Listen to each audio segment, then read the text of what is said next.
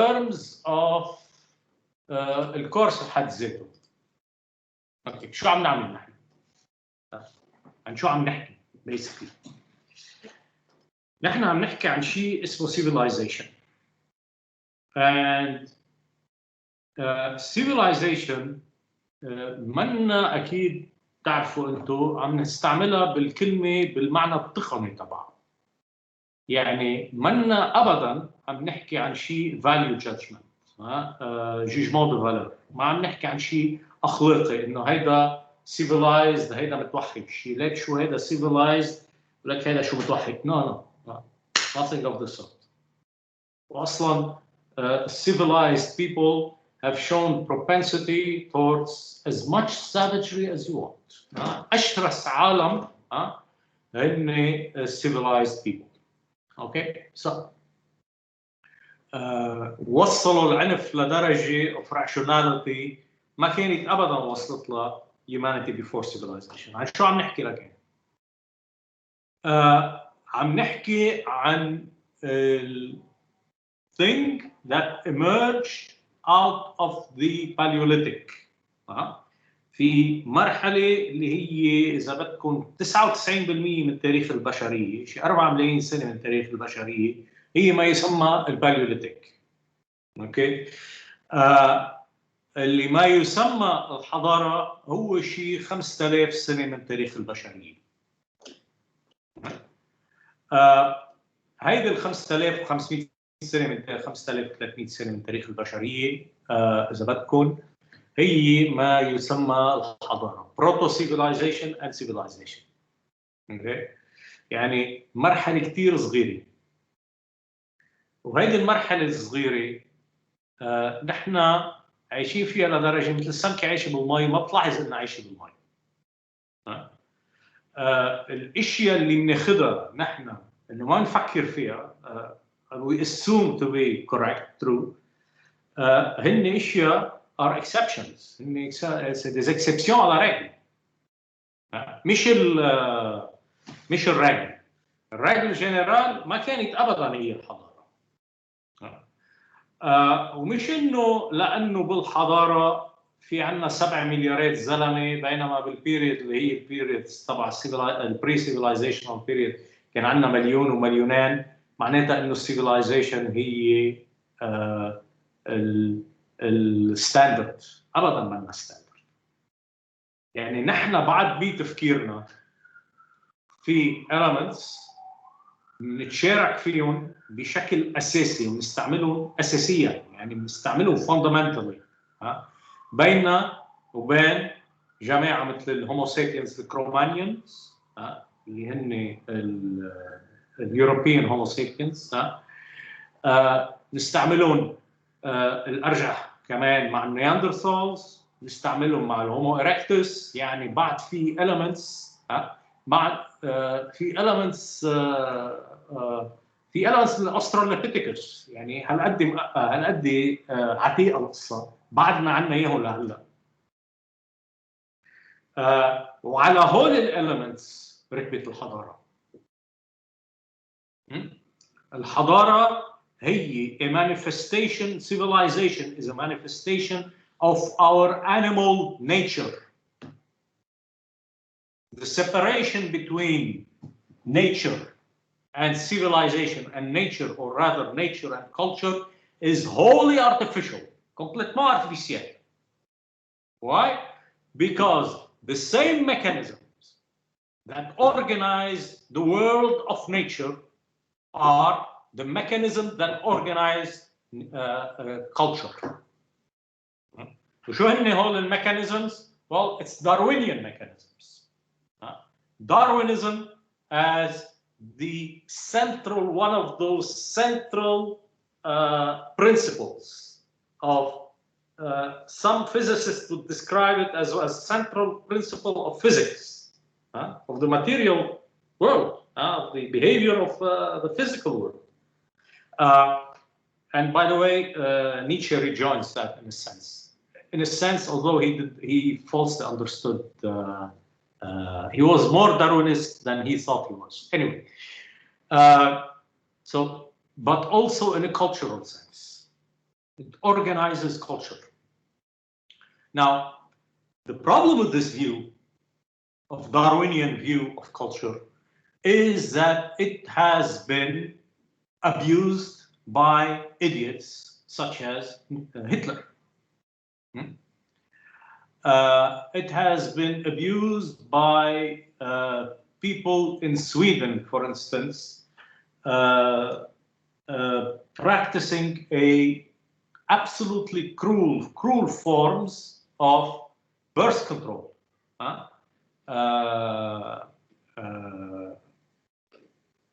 Meaning, this allowing certain people from having children in order to improve the race. They did it up till the 1970s. It has been used in effect in England in economical thinking, in social, what's called social Darwinism. Their understanding of Darwinism is profoundly flawed. Why? Well, because Darwinism implies cooperation. One of the great advantages of humans is their ability to cooperate.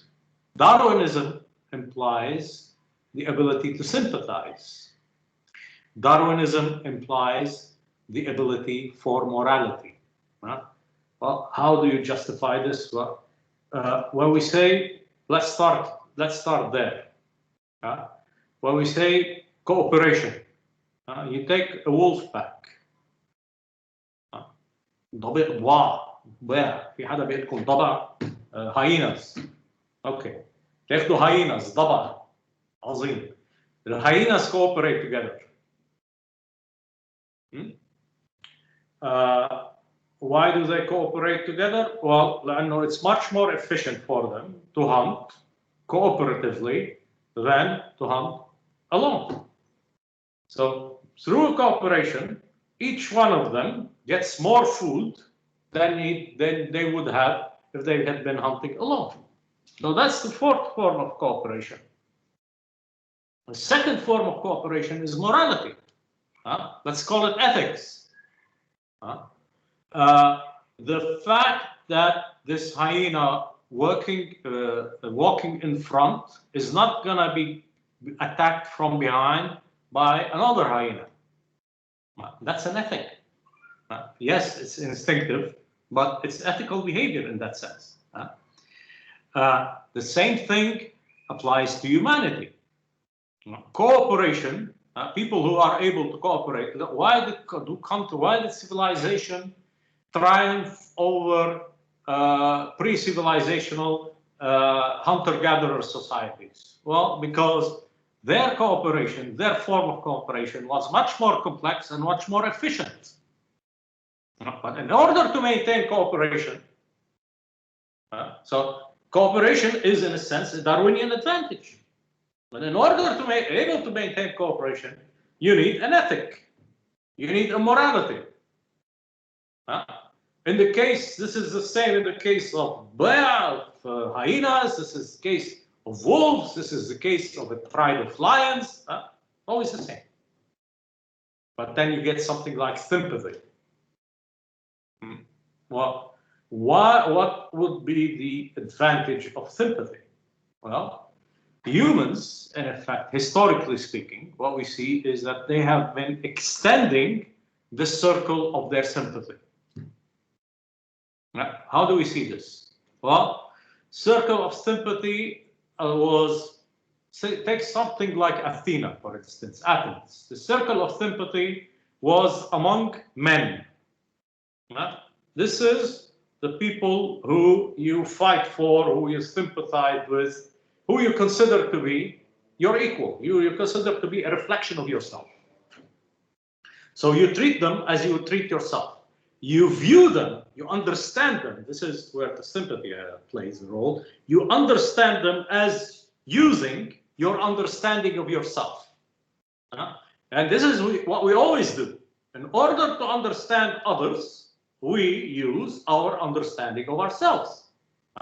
It's the people who better understand themselves that understand others the best.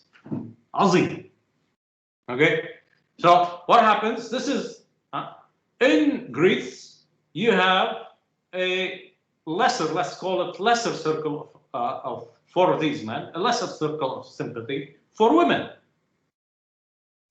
Women are considered to be unequal. This lesser form of sympathy applies even less to slaves. And you get to a region where you have enemies, barbarians, this form of sympathy is completely absent. You don't care if they live or die. In fact, you participate through warfare in killing them as efficiently as possible, unless, of course, you can make them into slaves. So this is something like Athens in the 5th century BC. Azim. Well, what happens with the Enlightenment? What we see is, okay, Enlightenment started with the idea of a superiority of men. We're not gonna, talk about who the philosophers were. And then it extended itself towards sympathy for women. Women viewed as deserving to be treated as mirror reflections of ourselves. Meaning that we treat them as we would treat ourselves. We include them within the circle of sympathy. The circle of sympathy grows in the 1830s, for instance, in I think it's 2 years before the Victorian era, if I'm not mistaken. No, actually more. Actually, sorry. Yeah. Anyway, there is in England the idea, the laws completely negating something called slavery. So what happened? We extended in England the circle of sympathy towards slaves.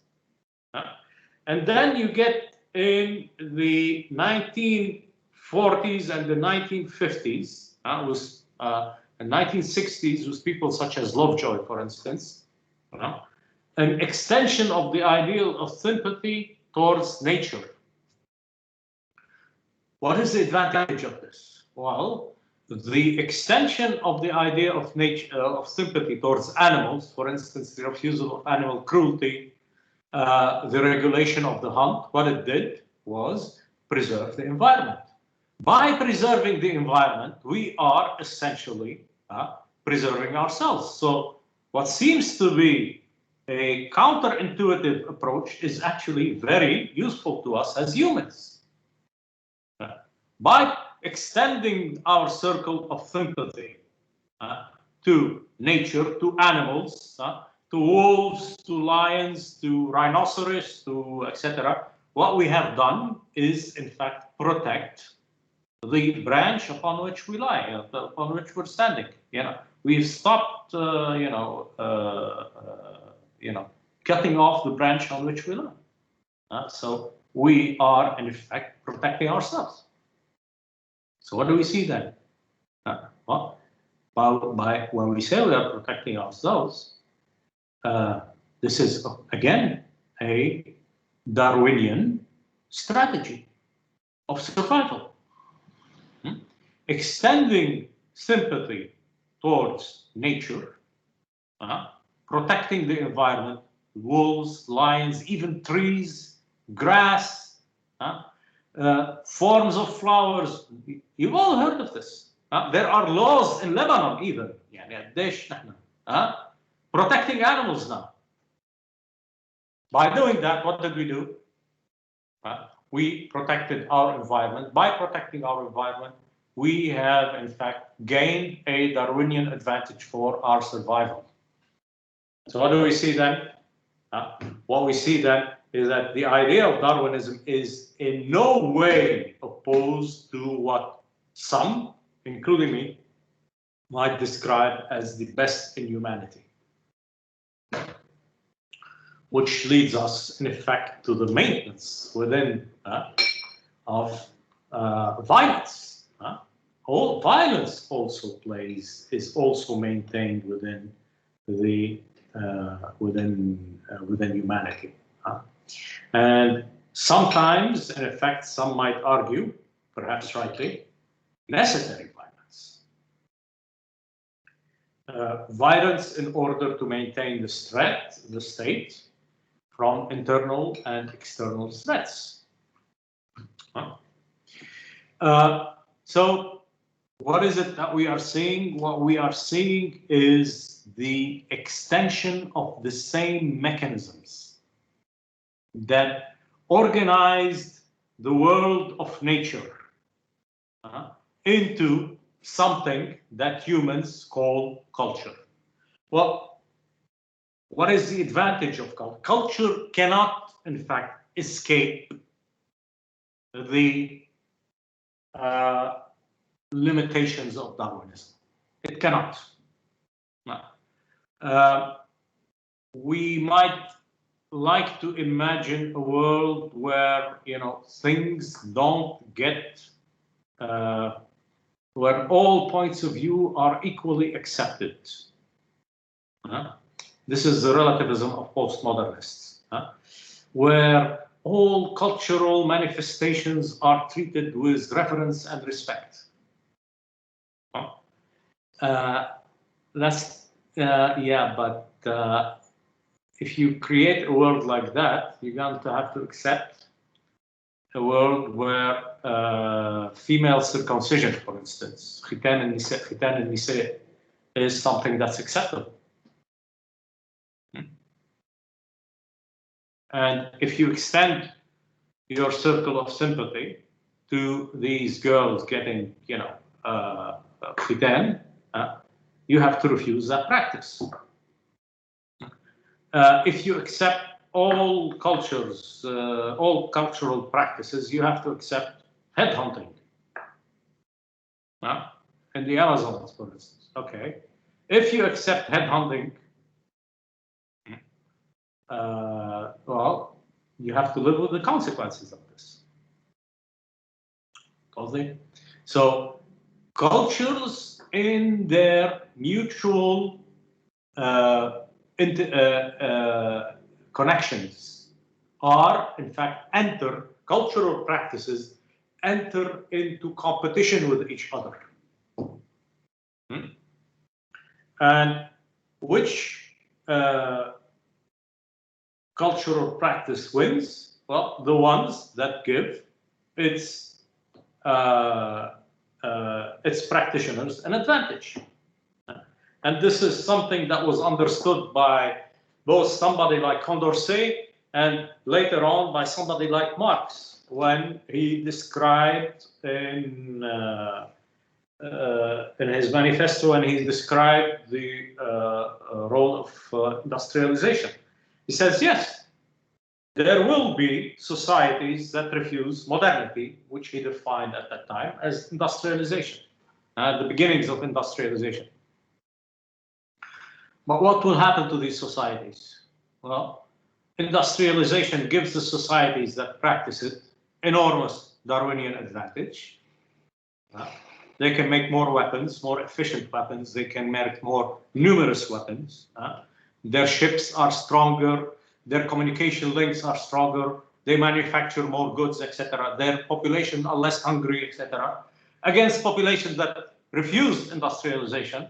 Well, the population, when these two populations meet, those that accept industrialization and those that refuse industrialization, the societies that refuse industrialization are going to get crushed. Condorcet describes, in fact, and rightly, by the way, he predicted it, he describes actual genocides. And this is what we saw.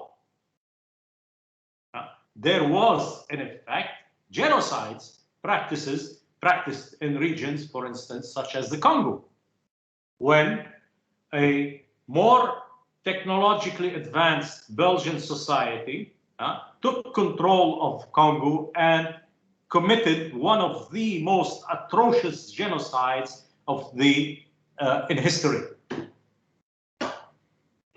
So what do we see then? What we see then is that this Darwinism implies also not only we shouldn't try to create like the illusion of a nice world where everybody loves everybody else, Bumbaya. It creates a world of real conflict between social practices. And the more efficient social practice is going to have an advantage. But among the more efficient these practices are the practices of sympathy, the practices of morality applied universally. And this is Kamal. This is not idealism. This is something that can be historically demonstrated. So there is a constant tension within humanity between what might be described as, well, let's call it our good nature and our violent nature, which can be good and bad. Violence is not necessarily bad. Okay, so what is the advantage of culture? Why is culture so efficient? Culture is so efficient, it's related to its extraordinary rapidity in adaptations. And the more a culture is aware of itself and aware of its limitations, the more rapidly it can adjust. I'll give you an example about, first, the rapidity of adjustments, and second, the advantage of societies with awareness of their own practices over societies that take their practices to be unchanging and sacred.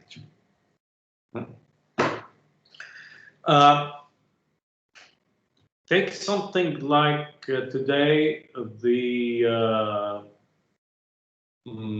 problem of white bears, polar bears, Darfur, polar bears. Well, polar bears are facing a huge problem. What is their problem is that the North Pole is heating up, and basically, well, this is affecting their food sources, and they're simply unadapted to go down to region where it is hotter. They would die of heat. بيموتوا. Well, compare that to a human. A human, in fact, came from Africa, traveled to through the Middle East. He traveled to Europe in a region where, during a period where temperatures could easily reach the -30, -40. He didn't die. Well, why didn't he die? Well, because of the cultural innovation. What's the cultural innovation? Clothing, yeah. And that same human can go back down to Africa, and he did, we know, go back down to Africa, and all he has to do is take his clothes off and wear something lighter. So what's the difference? Well, the difference is, in order for bears to adjust, they would need, for one bear, to have some mutation that he can transmit, which allows him to survive in hotter climates, in equatorial climates, let's suppose. Well, that mutation can come or it can not come. And if it doesn't come, which is possible, very possible, it's very possible also that polar bears will disappear. On the other hand, what's the advantage of humans? They don't have to wait for some mutation, for some arbitrary, let's call it arbitrary mutation. They don't have to wait for it. What they have to do is create a cultural innovation, allowing them to adjust to a new situation. And these cultural innovations, they apply to a huge number of circumstances. We're not talking about heat. We're talking about changes in food source. We're talking about changes in energy capture. We're talking about changes in mating rituals, in songs, in sculpture, in painting. Why are there so many forms of painting and so many forms of sculpture? It's innovations based on necessary adaptation made possible by the adaptability of something that we call culture.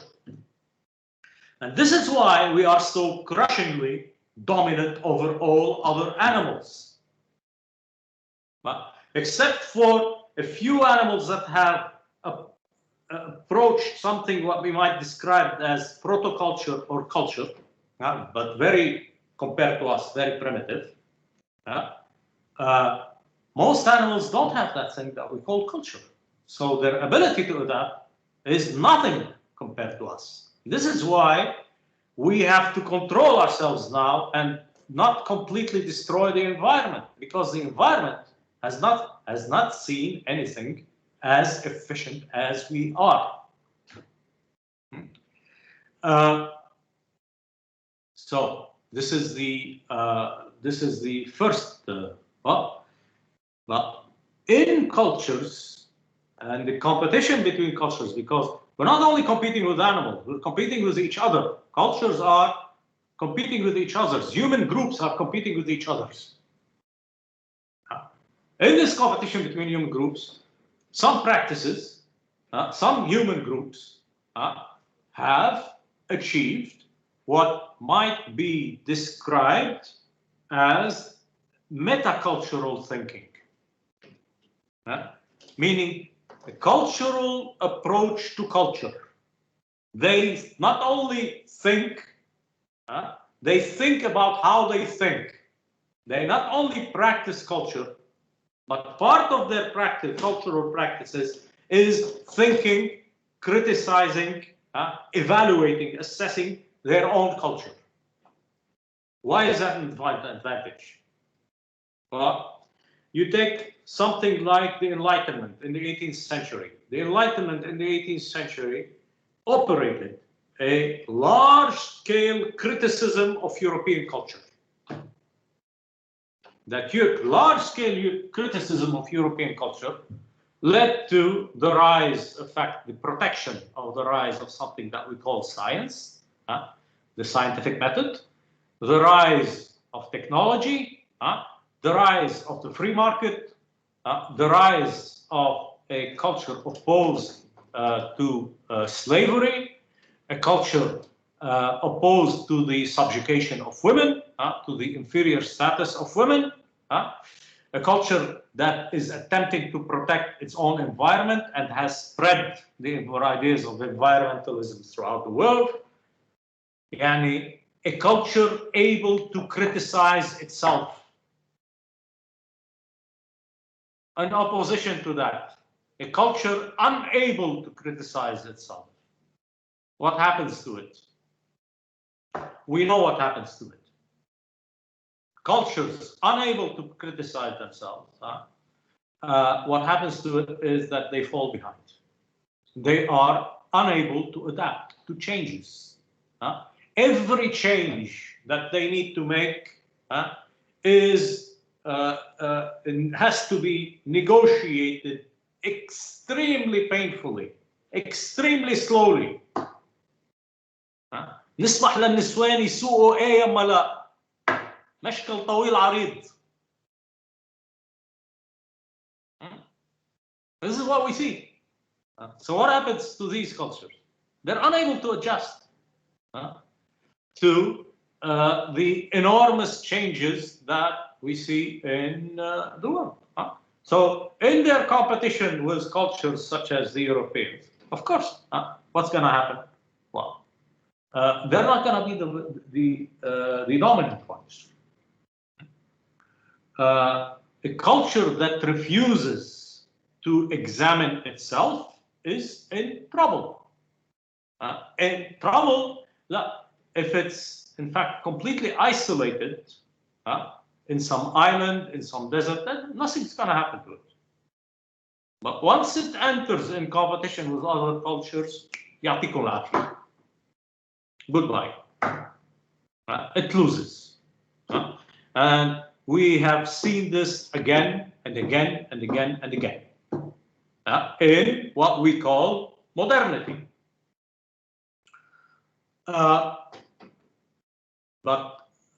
this ability, either ability or inability to criticize oneself is something that is usually extraordinarily painful. No culture likes to criticize what it considers to be its eternal truth. ما في. ما بده. That was able to happen in Europe is, in fact, something of an anomaly, a great anomaly, in fact. Hopefully, we'll be able to discuss that. All right. Any questions? لا. Any discussions? حدا حابب يحكي شيء؟ This is, by the way, أنا عم بحكي كثير لحالي. Apologies. ساعات اللي بدكم فيكم تفوتوا وتقطشوني وتحكوا.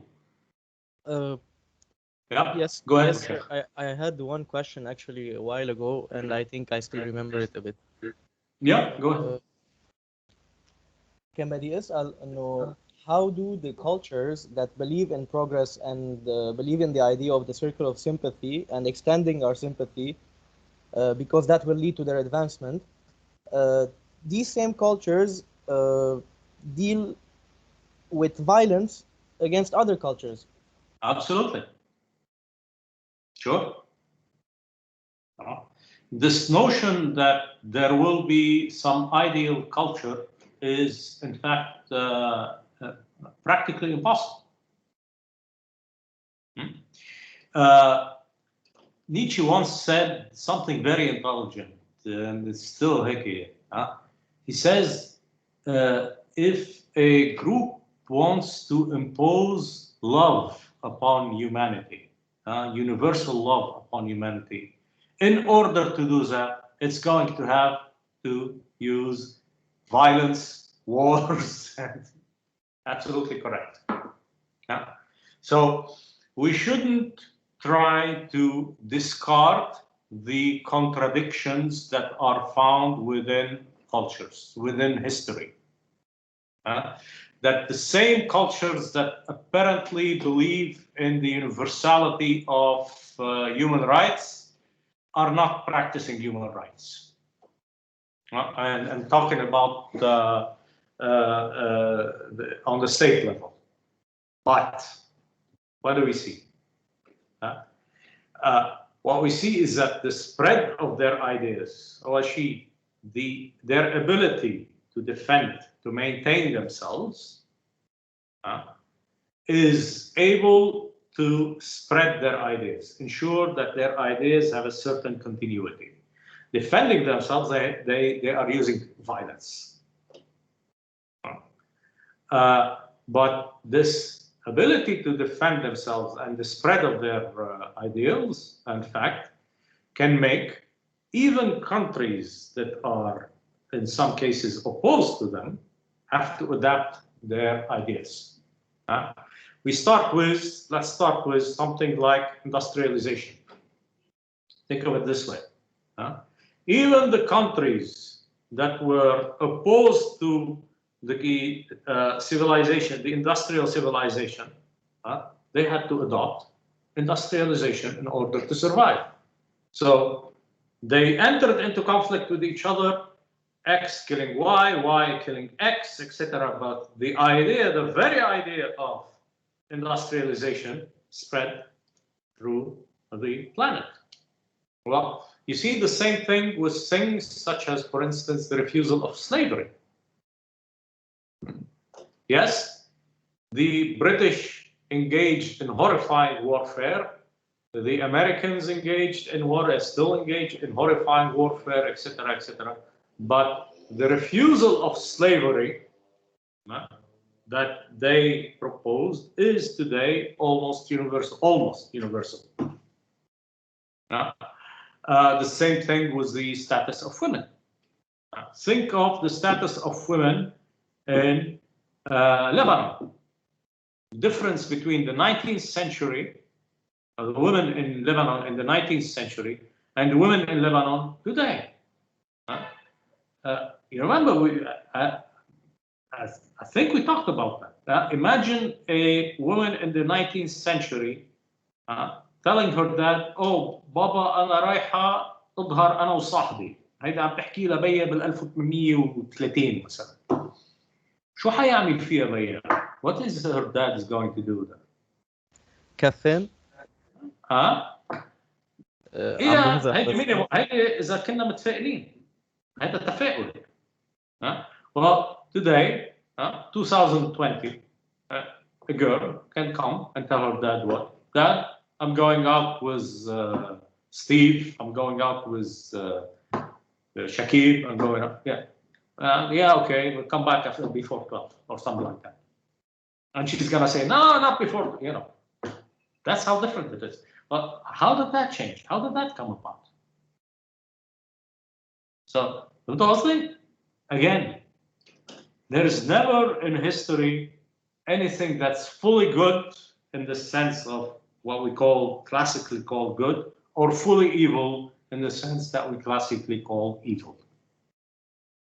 It's always a mutual tension between them. I don't know if I clarified myself.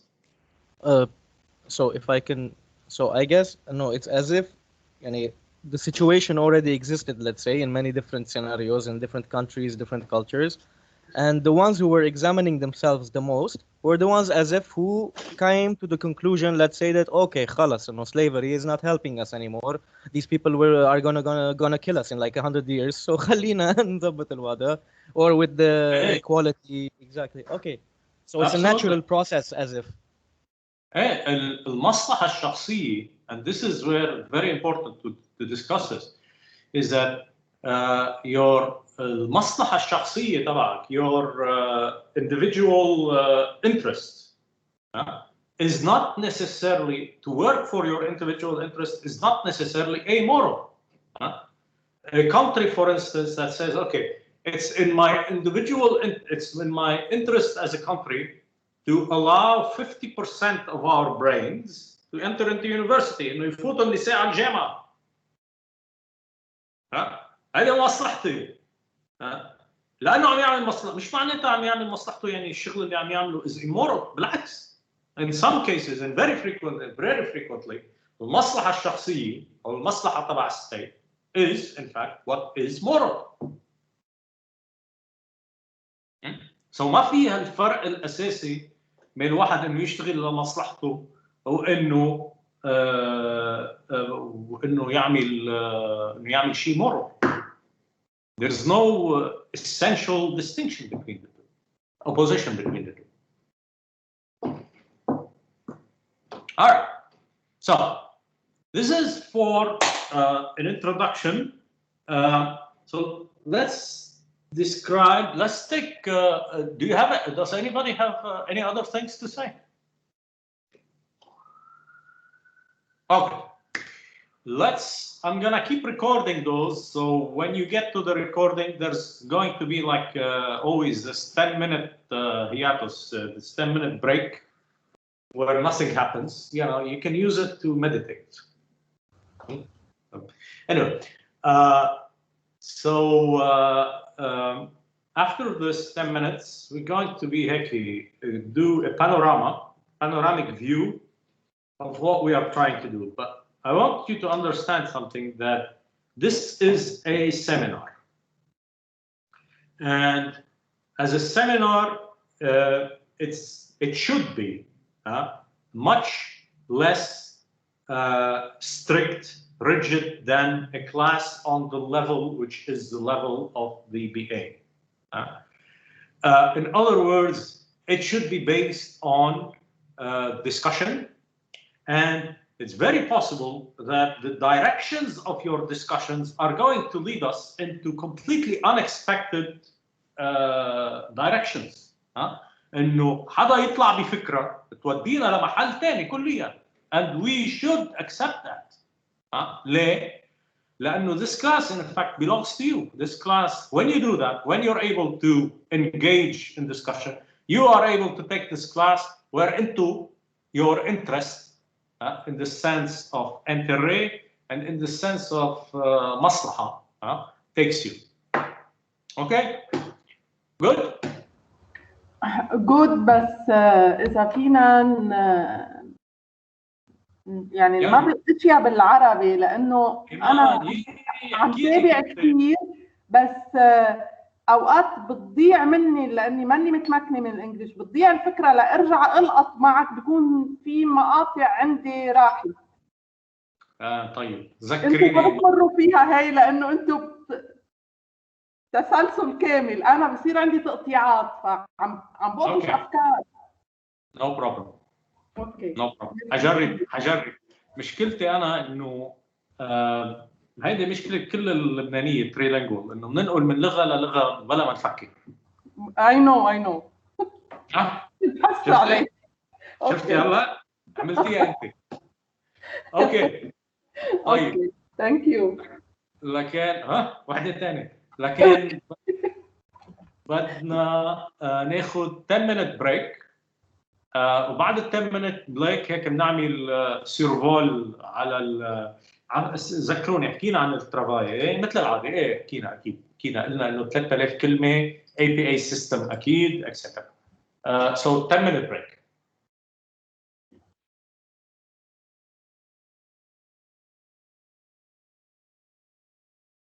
Okay. Fair enough. Sorry. It's okay. Don't worry. Okay. So خلينا نحكي هيك بسرعة كثير عن اللي حنجرب نعمله بهذا الكورس. احنا سؤالنا هو العلاقة بين الفن والحضارة.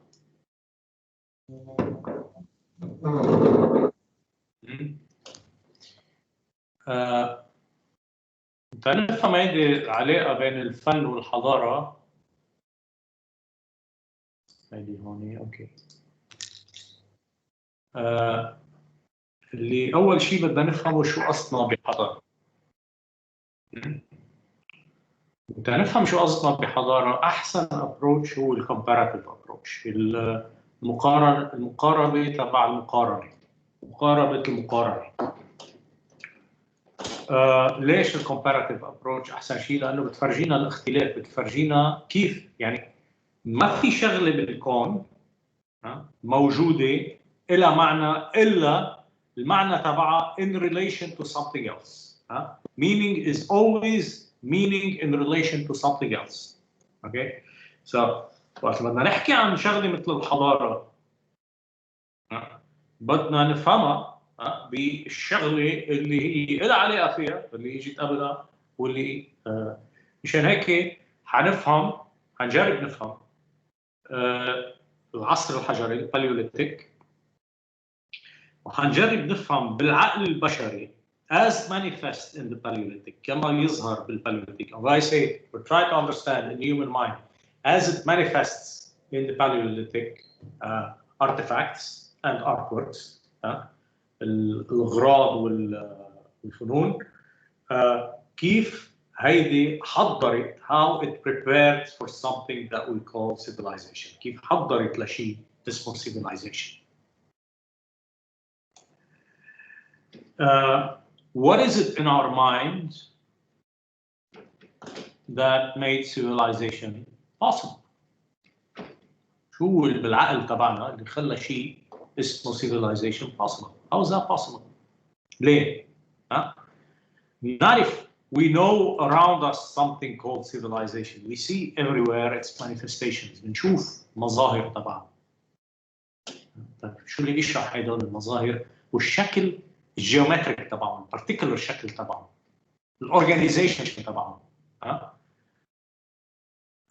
هذا السؤال اللي بدنا نسأله. من هون من هذا السؤال بدنا نجرب نجاوب عليه. كيف underlying both the Paleolithic and what we call civilization are similar mental processes. This is fundamental. From there, we have to study the Paleolithic, even as briefly as we would like, but we have to study it. From there, we have to understand what is it in the Paleolithic that allowed for the transition. I'm talking not just mentally, inter-individually, on the social level. What is it in the Paleolithic that allowed for the rise of civilization? And in order to do that, we're going to have to be studying something called the Proto-Neolithic, the Mesolithic period. The Mesolithic period is a period of transition between what we call the Paleolithic and the Neolithic. Meso يعني بالنص. From there on, we go towards what we might describe as the Neolithic and the rise of civilization proper. Civilization implied tensions on humanity that form particular forms of tensions. I mean, humans, البشر دائما عايشين مع الخطر, دائما عايشين مع المشاكل. ما في مرحلة بالتاريخ كانت ما فيها مشاكل. But civilization, what it did was create particular forms of tension that needed very particular forms of solutions.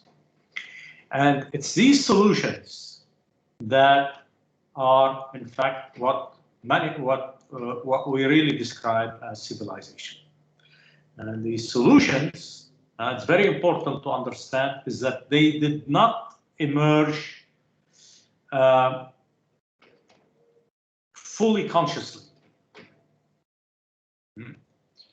There's not a single individual, except for some cases, but there's not a single individual who invented these solutions.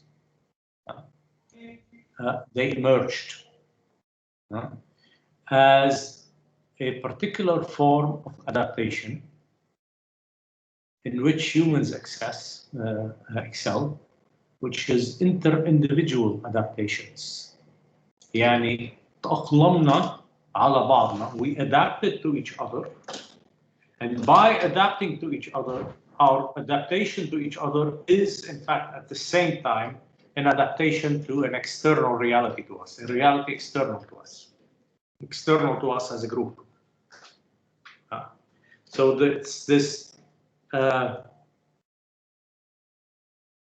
conversation, if you want, between us as a group adapting to each other and our adaptation being adaptation at the same time as being adaptation to each other, mutual adaptations are adaptations to our environments. So humans are constantly adapting to natural and social environments. By adapting to the social environment, they are adapting to the natural, and by adapting to the natural environment, they are adapting to the social environment. It's always the same. In a sense, even our separation between adaptation to natural and cultural environment is wholly artificial, but we do it to, to understand it. And it's such a constant conversation that it is, in effect, I'll give you one example of this. Take something like the invention of fire. Invention of fire is a particular form of adaptation. It's cultural. There is an animal, possibly 2 to 3 million years, depending on, I've tried to determine, and I've seen different sources. Let's say 2 million years ago, who invented something we call fire. And it's probably that this invention of fire occurred several times and independently, but we don't know. Okay, so what did this animal do? He cooked food using fire. Okay, by cooking food using fire, again, this is a cultural practice, he liberated energy from his stomach. What am I talking about? Well, if you take raw food, if you only eat raw food, you have to exert something like 30% more energy in order to digest that food. What does fire do? It liberates from your energy usage something like 30%. يعني في 30% ما بعد تستعملوه. Okay. What did the human body do with this 30%? Well, it transferred this 30% of energy, excess energy, to the brain. So what happened? It's a physiological change. A cultural change, which is fire, led to a physiological change, which is a bigger brain. Because we now don't have to use 30%. We only have to use less than 70% that we used to use in order to digest food, so that this 30% can be used to, make our brain function. Bigger brains mean what? A bigger brain is, in fact, a natural change. مظبوط يا ملا؟ Aren't we separating now between natural and cultural? But is this separation justified? It's the culture that changed nature. And nature is now going to change culture. How is it going to change culture? Well, bigger brains means better equipment, better technology. So your bigger brain which is a natural, now we're calling it a natural thing. Your bigger brain is now changing your cultural landscape. And now you can make better hunting equipment. Now you can create beads, so-called decoration. It's not decoration. Now you can, songs. Now you can do paintings. That the separation between nature and culture is an illusion. Well, we see the same things today. For instance, our jaws are smaller than they used to be. Why are they smaller than they used to be? Because we don't have to have such strong jaws anymore. The Cro-Magnons had much bigger jaws than we did, even bigger heads than we did, which could maybe indicate something about their intelligence. We're not sure. Why do we have bigger jaws, smaller jaws? Because we don't have to. Culture has made food so easy that we don't have to have these huge jaws anymore. They needed to grind down. Yeah, absolutely. Absolutely. And in fact, they needed to be stronger. The jaws, in fact, are possibly an indication of strength. They needed to be stronger. Whereas today, we don't need to be as strong as they were. Yeah. So what do we see? What we see is this tension between this constant conversation between what we call culture and what we call nature. We call them that, thank you, for purposes of mental convenience. So we see arising something that we call civilization. The arise of civilization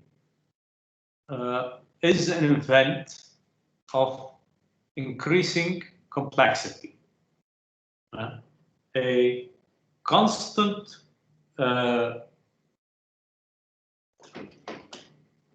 growth of complexity that sustains and increases itself. Because the complexity, because the culture has achieved a certain complexity and was able to sustain itself, it's now able to create increased complexity. And now you ask me, why does a culture create increased complexity? Well, it's problem solving. And we're going to be discussing this, it's solutions to problems. Cultures have to constantly solve new problems. And the thing is that the accumulation of these solutions is that the succession of these solutions accumulates, creating, in effect, more and more social complexity, cultural complexity, religious complexity, military complexity. Complexity is increasing in human cultures. Now, why is it completely increasing in human cultures? Well, in human civilization, because cultures within these civilizations are in constant competition with each other. It's the agon, what the Greeks called the agon, the competition that is driving the increased levels of complexity. I mean, we see this every day. بالمعركة بين Samsung and Macintosh. Between the iPhone and the Samsung phone. We see this battle of complexity between them. We see this in effect كمان بالarm race now between China and the United States. Apparently, yesterday they declared that China just produced the world's best sea destroyer, a destroyer. Okay, great. Now شو حيصير؟ الأمريكان شو حيعملوا؟ فهمت قصدي؟ So they are in fact in constant competition with each other, and this competition is pushing them towards increased complexity. This is why, in effect, isolated societies, they don't have to be that complex. They don't have to, as societies, as cultures, as groups, as communities, they don't have to constantly adapt to other groups. In some cases, in fact, they find ways of stopping this constant adaptations. How do they find these ways? Well, in fact, in some groups, for instance, they ritualize warfare. Warfare becomes a ritualistic activity. Ritualization of warfare means that warfare becomes almost a sacred, not almost, a sacred activity. A sacred activity and a sacred activity. You don't change your weapons. You don't invent new tactics. You behave exactly the same way that you behaved in the previous war.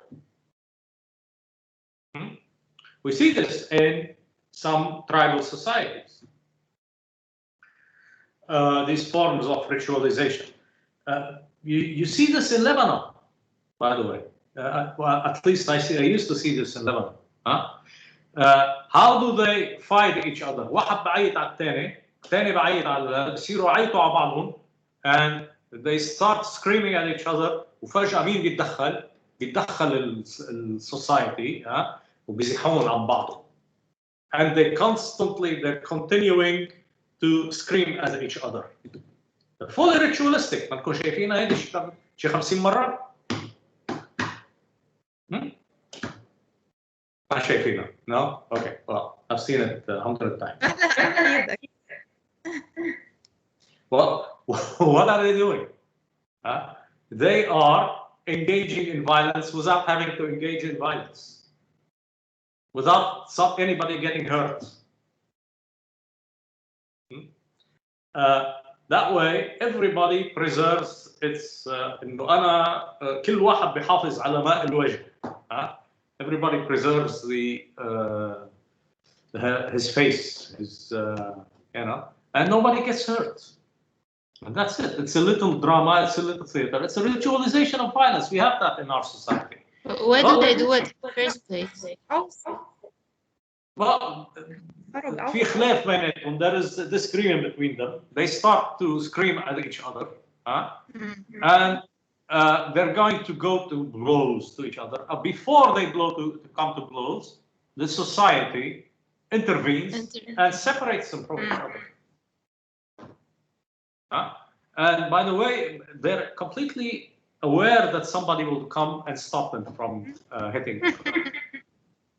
كله عارف. بصير يعيط اكثر. بصير يعيط اكثر. بصير مين المشكل مين صوته ديسيبل تبعه اعلى. We see that ritualization of violence. Societies that were, in fact, led to greater and greater complexity are societies where such ritualization of violence did not occur. Such as, for instance, the Roman society and its genocidal war with the Carthaginians. Hannibal, he's not ritualizing. In his Battle of Cana, he butchered something like the highest number of people killed in a single battle in history. 50,000 people in a single day. Till today. That's genocidal. That's not, we're not talking about ritualization. This forced the Romans to adapt, to increase complexity. The same thing, but the thing is that, and this is the difference between modern and pre-modern societies. Societies such as the Roman societies, societies such as the Greek societies, Assyrian societies before them, that as the levels of complexity increase, so does your level of necessary energy to maintain that complexity. We're going to talk about that. What it means is that there is a level, any civilization has a finite amount of energy.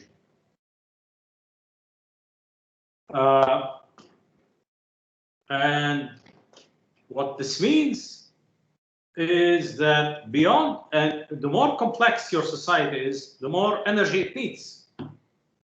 Look at our own society.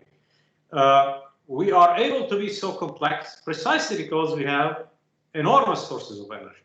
And there is a level, in fact, in pre-industrial society that you cannot go beyond, of complexity that you cannot go beyond. And what we see is that when you are forced to go beyond that level of complexity, your society collapses. We saw that with the collapse of the Roman Empire, for instance.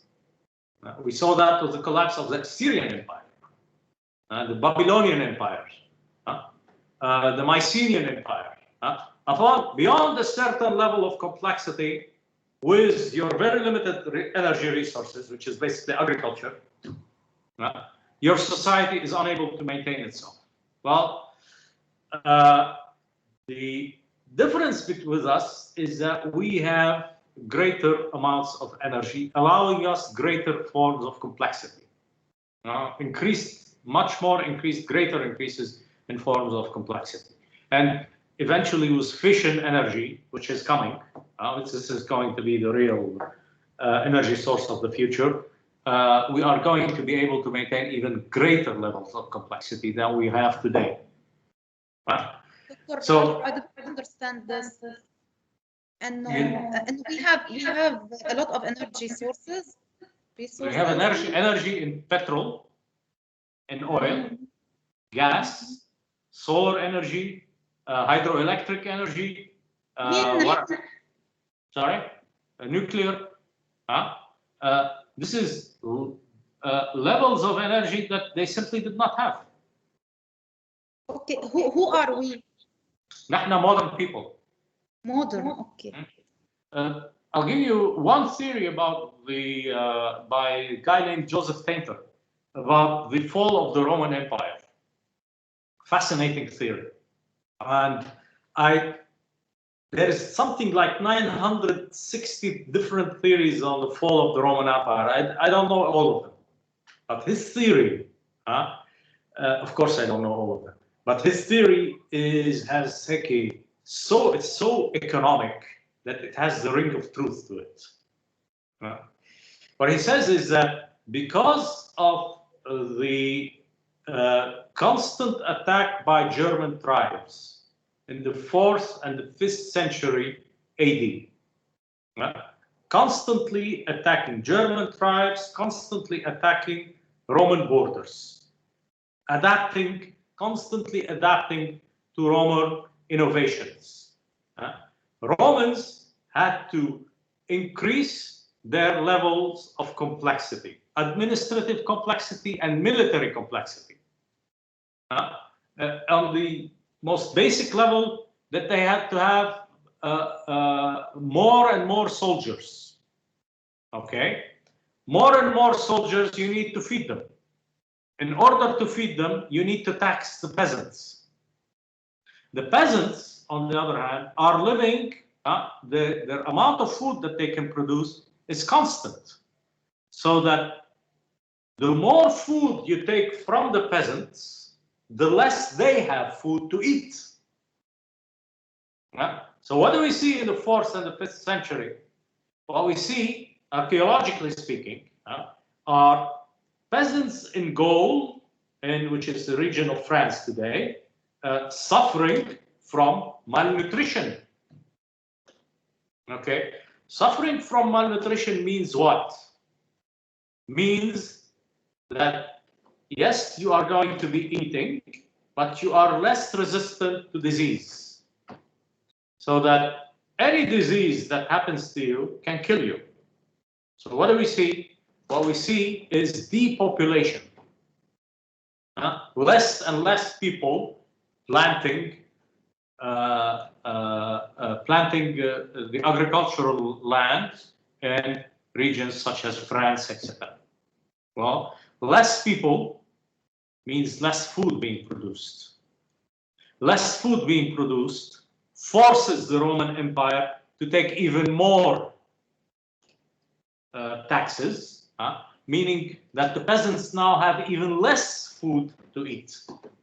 Having less food to eat, more of them die from malnutrition, meaning that there is less food being produced, forcing them to come to a circle.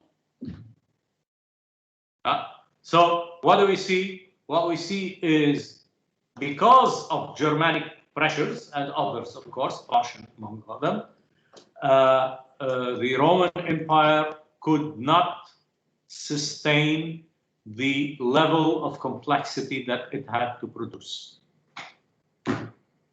It collapsed. How come we're not collapsing?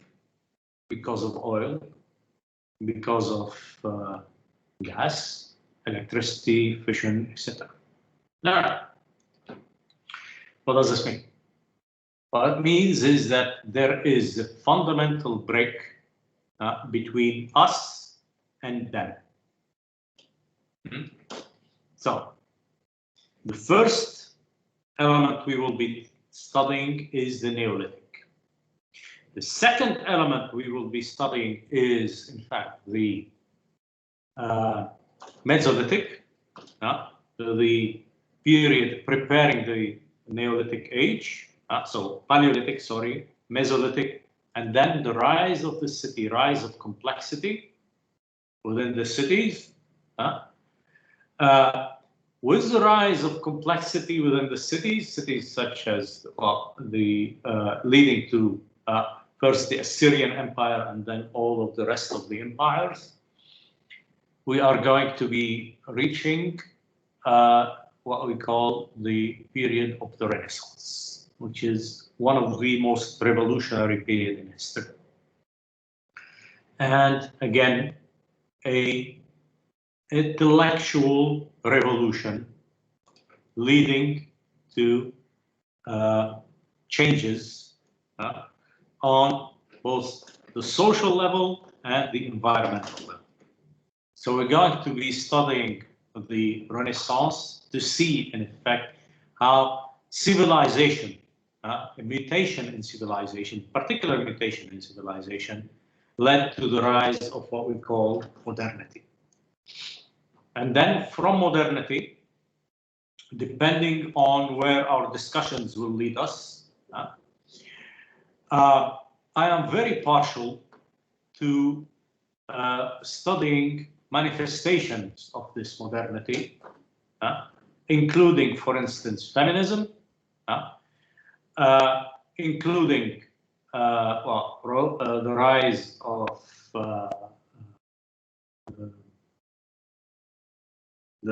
socialism,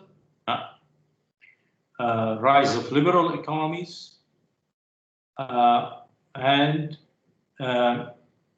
approaching our own period, studying what we will describe as contemporary society, with all of its issues. So that seems like a very large take. I seem to be breaking the rule I'm constantly telling you not to break, which is not to take a too large a subject of study. But I think we can do it. Why? Because I believe there is an underlying unity to something that we call civilization. Once we understand that underlying unity, we are able to understand the similarities between our world and the Roman Empire, for instance, or our world and the Assyrian Empire. I'm not going to talk about the Assyrians, but our world and the Roman Empire, or our world and the Greek Empire, and the Greek, well, you know, the Macedonian Empire. And by being able to define these similarities, we can better understand how these worlds are different from each other. Which leads us, in fact, to the central issue of this course, which is the role of art. What is the role of art within civilization? And as we will see, in fact, it has, in a sense, double role. One, it reflects the civilization, yes. In order to study a civilization, you have to study its art, of course. But second, and as important, if not much more important, it actively acts on this civilization. Art is not a reflection of civilization. It's an active element of civilization. Active in two possible senses. Active in the sense of maybe maintaining civilization, or active in the sense of, not maybe, certainly maintaining a civilization, and active in the sense of maybe changing that civilization. Art has played both roles. So What does this mean? What it means is, again, my opposition to any separation of art from. I hate the transformation of the study of art into taxonomic exercise, into an exercise into shape, into formal exercise. إنه هيدا كان إيده هيك صارت إيده هيك. هيدا كان يرسم شمال صار يرسم يمين. No. These changes that we see, changes in style, are manifestations of changes in culture, are manifestations and changes in civilization. So this is how we will be studying art. When we study the Paleolithic, when we study the Neolithic, when we study the Egyptians, perhaps the Babylonians, when we study Romans, the Renaissance, and then 20th century, and then our own period, which is the period of what we might describe as a period of contemporary art. So this is our course for this semester. Any questions?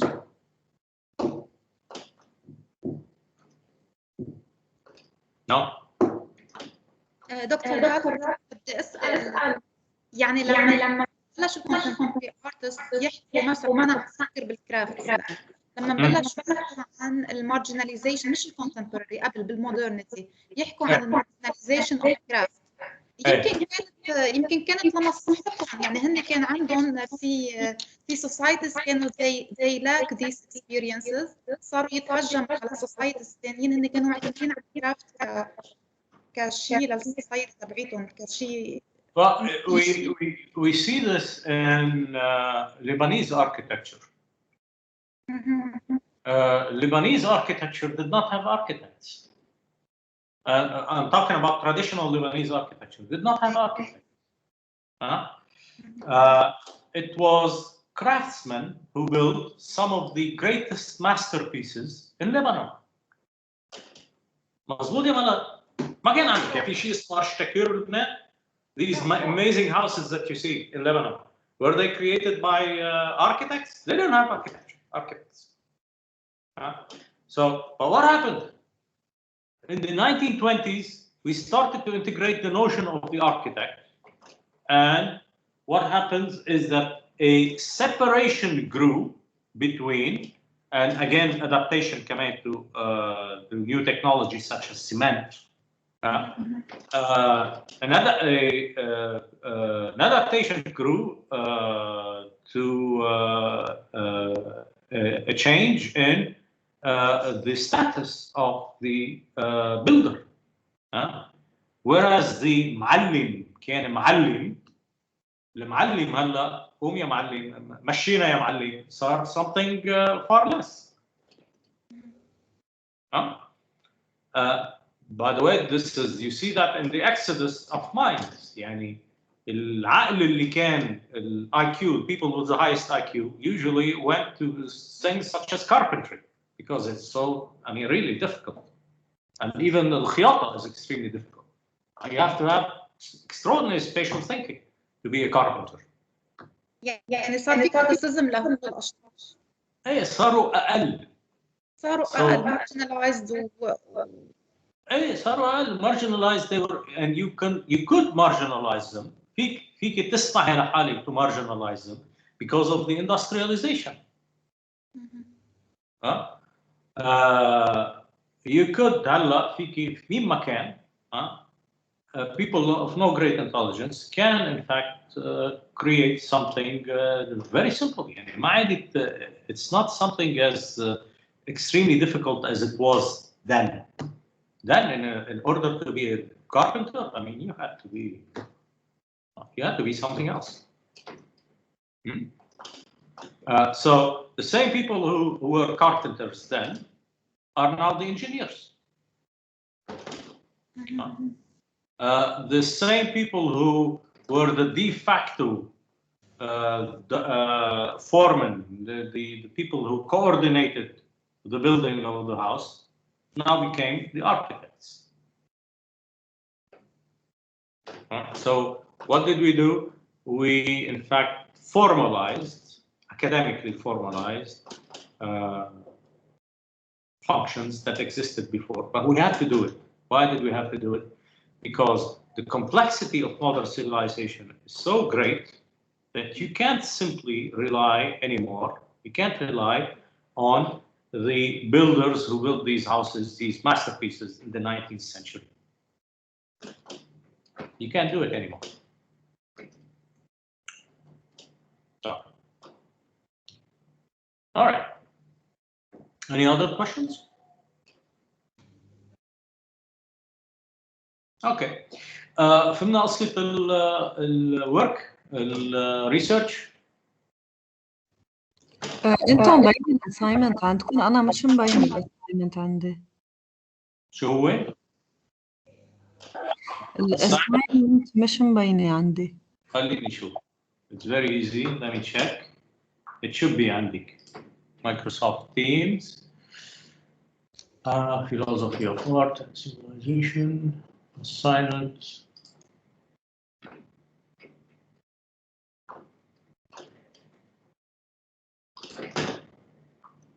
ما في شيء. Arnelian Zabik. There you are. You are on it. Okay. You didn't find it. Okay. طلع لفوق general. Yes, assigned. في assigned وفي completed. بس ما فيهم شيء استاذ. ما في completed هلا. اثنيناتهم فاضيين. أكيد. Guys, you can see it وقتها بتفوتوا على المين page وين ما عم بيصير الميتينج. It's up there. Research assignment. اوكي إذا الموجود بالassignment فوق. assignment تحتها. ايه استاذ رائف كانت موجودة قبل بس بعدين I think بس فتنا عليها it's not available there. أنا كمان صار معي ذات الشيء بس رجعت فت عليها بالبوست.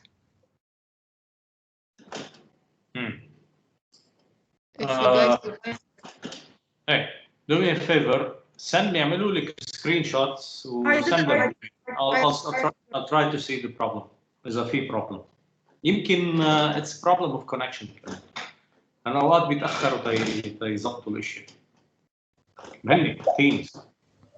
هو عندنا the end of ترجع this بكرة it's gonna fix itself. لأنه أنا شايف عندي حقيقة research assignment. I'm gonna send you a screenshot.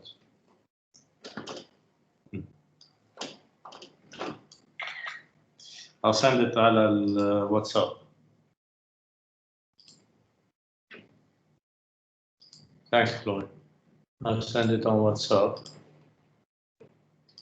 There we go. أنا بعد where is it? Where is it? Screenshot. There we go.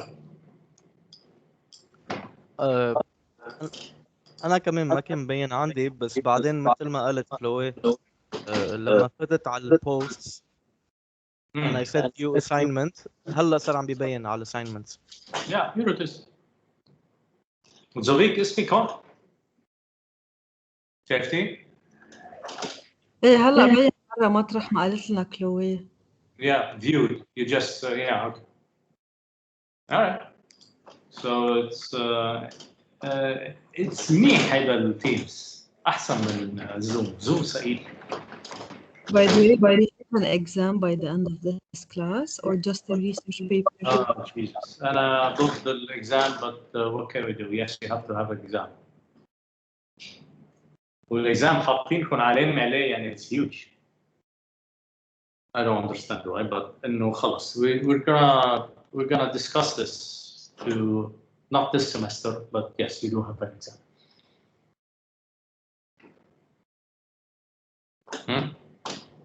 All right. Okay, thank you. Thank you all. And I will see you next week when we will be talking about the Paleolithic. Okay. Thank you so much. Thank you all. Thank you. Thank you, sir. Have a good night.